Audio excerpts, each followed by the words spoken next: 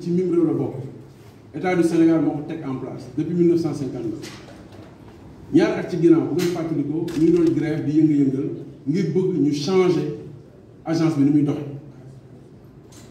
ngir bëgg ñu changer agence bi ni muy doxee loolu ba koy def liñ si jublu du woon pour ñi fi nekk di ci nu ngi koy waxee di ci bénéficier wu mais c'était pour faire en sorte que agence bi ak képp ku fi mën a liggéey tey wala képp ku fi mën a liggéey suba que ñooñu ñëpp ñu mën a yem également que agence bi mën a joxe liggéey bi nga xamante ne moo tax état du Sénégal teg ko en place ñu fàttali ne APS Soleil ak RTS ay médias publics la xaalisu réew mi dañuy doxe donc dañoo war a tëddee njaaxaanaay ci seen wàllu liggéey mais également dañu war a tëddee njaaxaanaay jëmale ko ci wàllu respecter procédure yi respecter mission bi nga xamante ne moom lañ leen jox également dañu war a tëddee njaaxaanaay ci bépp sénégalais bu am ay compétences war fa ñëw liggéey nga war fa mën a ñëw liggéey amul am naa fi ndijaay amul aw moo fi mag loolu mooy solo si ñu seetlu ne nag directeur général boo xamante ni da ngaa yaakaar ni yow président de la république nga jël benn note le 24 décembre nommé ay nit ci loo xamante ni amoo ci benn sañ-sañ ndax may fàttali ne ba fii mooy wax ak yéen décret bu bees bi nga xamante ne moo war a créer agence de presse bu bees def ko société nationale nag day am ay direction décret boobu ba léegi président de la République jël ko mais fàttali ne note bi lii wane rek ni note bi baaxul benn poñ rek benn poñ mooy directeur général bi dafa jox boppam sañ-sañ boo xamante ne ministre de la République amu ko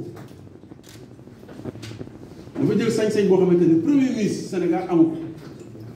dafa jël sañ-sañ boo xamante ne président de la République du Sénégal kese moo ko am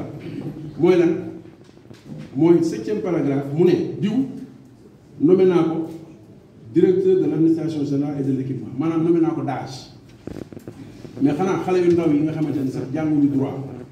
xam nañ ni DAGE ministre sax mënu koo fan boppam même un ministre ne peut pas nommer un DAGE président de la République mooy nommé DAGE yow nga nekk simple directeur structure ne da ngay nommé DAGE yow maanaam yow buur nga daal yaa président yéen a tolloo ay wàccuwaay yéen a tolloo doole ñu ne kon décision bi baaxul ministre bi nga xamante ne mooy ministre de tutelle nga xamante ne mooy jiitam ne ko dindi décision bi baaxul ba léegi mu continuer di appliquer décision parce que pas plus tard que le 27 jël na sax beneen nommé keneen directeur de rédaction loo xamante ne amul mënta ne ñu weesu loolu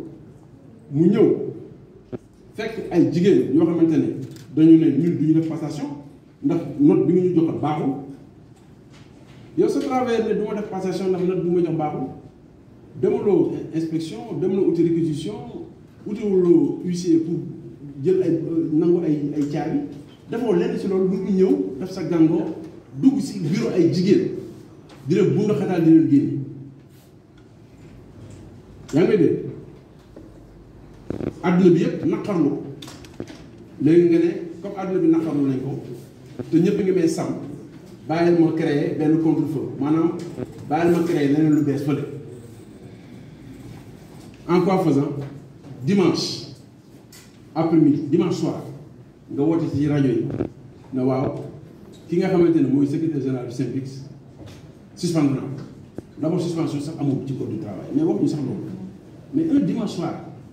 21h30 nga def lu mel noonu loolu lan lay wund li muy wund mooy dama bëgg xel yi dem ci Bamba Kassé te bàyyi ma man mii lay mbilli man mi def samay toogi doon ak samay tojaan léegi na ñëpp commencé di wax Bamba Kassé bàyyi ma loolu rek lay wund du leneen ñaareel bi nga toog ba ay fan ci ginnaaw keroog ajuma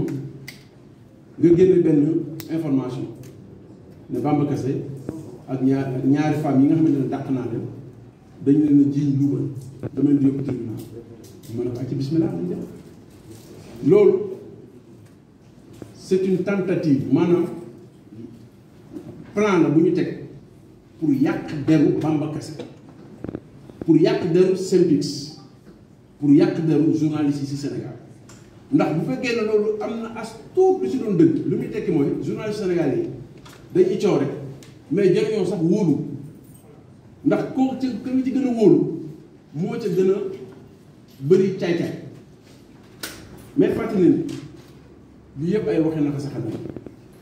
ndax koo xamante ni da nga ko servir citation da nga ko jox sommation interpellative ndax wax ju mel nii daf ko wax fii loo xamante ni fekk wu bi ma ko jotee moo sama huissier ne ko dëggalal ni yow yaa def réunion ci biir réunion bi yaa wax nangam ak nangam jëmale ko si man mat na weer ak genn wàll je dis bien ça fait plus de 45 jours presque mu ngi taw pour bañ a jël sommation interpellative jàpp na ne nag bu ko jëlu mooy dara ko ci fekk mais li mu xamul mooy am na yeneen agent yu bokkoon ci réunion bi yoo xamante ni ils ont répondre nañ aux questions de l'huissier te dëggal nañ ni moom moo organisé benn réunion di jëw di jël lu bon di ko teg suma der loolu dinañ ko topp ba fa mbaxane doone benn ndax du ñu nangu ñun amuñu ndomba tànk amuñu tur amuñu benn dara mais am nañ suñu der on ne permettra à personne duñ ko may kenn muy jéem di tilimal suñu der bu fekkee ni yow dañ la jox ñaari élection da nga nekk directeur général ci biir directeur général bi nga am ñaari élection yoo gère élection bu ci ne état du Sénégal jël 65 millions jox la yow mii njiit liggéey yow la war nga dem expliquer ne xaalis bi ñu ma ko joxee nangam ak nangam ak nangam laa mais bëgg tilimal bëgg a yàq dara parce que nee nga waaw mais Bamba Kassé mii lu tax ñaari femmes yi ma bëgg leen dàq Bamba Kassé di ci opposé wu Bamba Kassé dina ci opposé wu parce que ñooñu ay membre syndicat wu benn te même bu ñu nekkoon membre syndicat du ñu nangu ñun en tant que syndicat ñuy bundu xataal ci lu ñu yëg nag laa wax ñuy bundu xataal liggéeykat boo xamante ni dañ ko teg ci loo xamante ni du yoon bu ñu ko naree nangu ñu bàyyi dem def leneen donc pour justifier loolu nga ne bàyyi ma tilimal dara bàyyi man ñambaas ko ci benn plainte avant ça moom ak avocat jëm nañ si ñeenti këru liggéeyukaay li may wax nii ci rajo laa nekk maa ngi koy wax bu fekkee lu dëgg demee nañ ma porter plainte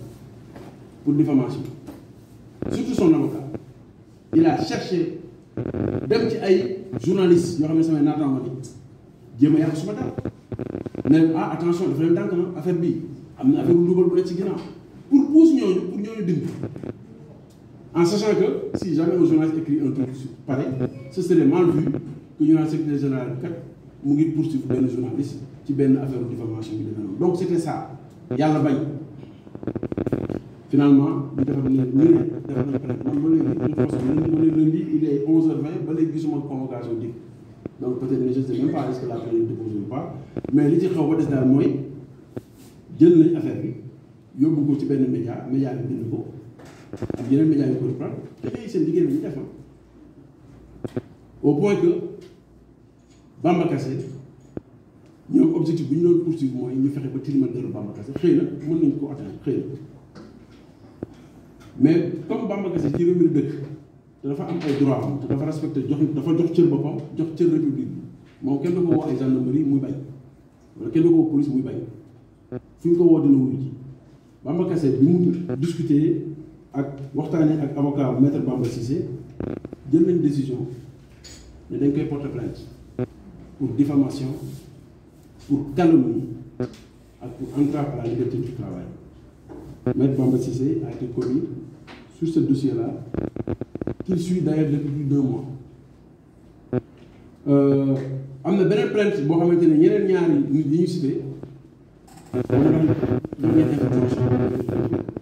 ñoom ak seen avocat di maître Ciré Clédor Ly également porté nañ ko plainte pour diffamation. ma leen di fàttali ne avant tout ça il y a 21 jours à peu près 20 jours am na beneen plainte boo xamante ne porté nañ ko ba nu mu tuddati convocation yi section recherche bu gendarmerie Dakar indil ko boobu ba léegi mënut a wuy ji kuy wootee wallu ci justice kay da ngay respecter justice ba pare. donc yooyu yëpp di ay mbir yoo xamante ne moo ñu waraloon tey ñu ne nañ ci wax nag benn yoon ndax xam nga depuis le 24 décembre lu ñuy woowee par éthique de la responsabilité dama ne woon du ma mës a wax ci affaire APS ndax fii ñu ma teg tey toogalu ma fi waa APS média yëpp laa fi toogal journaliste yëpp laa fi toogal professionnel technicien yëpp laa fi toogal donc nit ki du ñu la jox mbubb mu yaatu nga ko utiliser pour défendre sa bopp ci benn dossier boo xamante ne c'était à l'interne tant que c'était à l'interne kenn mësuma si dégg parce que am nañ benn éthique ñun mais nag bu ñu demee ba bëgg laa sàmm ci marché bi bëgg a yàq sa der yàqaale deru kuréel gi ngay jiite je pense nag foofu amatuloo choix tu es obligé même bu dul sama bopp man je suis obligé ñëw taxaw fii tey jàkkaarloog yéen raxas deru kuréel gi may jiite ba mu set wecc loolu moo waraloon tey ñu andi point de presse bi fii pour waxtaan ci lu demee noonu loolu également moo tax ñu ñëw pour ñaaw intimidation yi nga xamante ne mu ngi am actuellement ci média yi ndax naat amuleen xam ngeen ni yëg ngeen ni am na yeneen i mbir yuy xew si yeneen i kër yoo xamante ne jaaduwul tegul ci yoon te incha allah bu ko yàlla mayee dinañ ci ñëwaat parce que je vous annonce am na benn annonce boo xamante ne incha allah fii ak suba SYNPICS dina ko def jëm ci wàllu nan la ñu nar a xeexee de façon très concrète ak ñi nga xamante ne moom la ñuy tooñee di ko gaañ woy kër ñi nga xamante ne ñooy liggéey ci woy kër taskatu xibaar yi